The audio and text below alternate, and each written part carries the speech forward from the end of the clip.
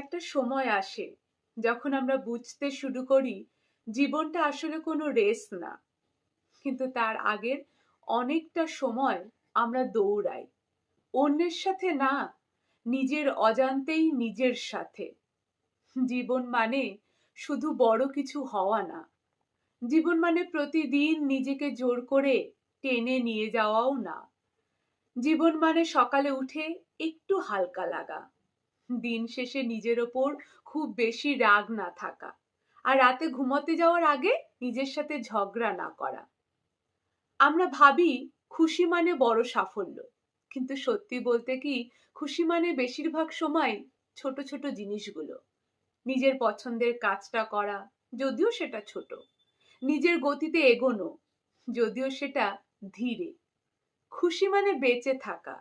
খুশি হয়ে বেঁচে থাকা মানে সব ভুলের মাঝেও নিজেকে ধরে রাখা। আজ হয়তো দিনটা ভালো গেল না, আজ হয়তো মনটা ভারী, তাতে কিছু যায় আসে না। কারণ জীবন কোনো পারফেক্ট দিনের নাম না। জীবন হলো ভালো আর খারাপ মিলিয়ে চালিয়ে যাওয়া। চাপ কমাও, তুলনা কমাও, নিজের মতো করে বাঁচো। তুমি যেখানে আছো সেখান থেকেই জীবন শুরু করো।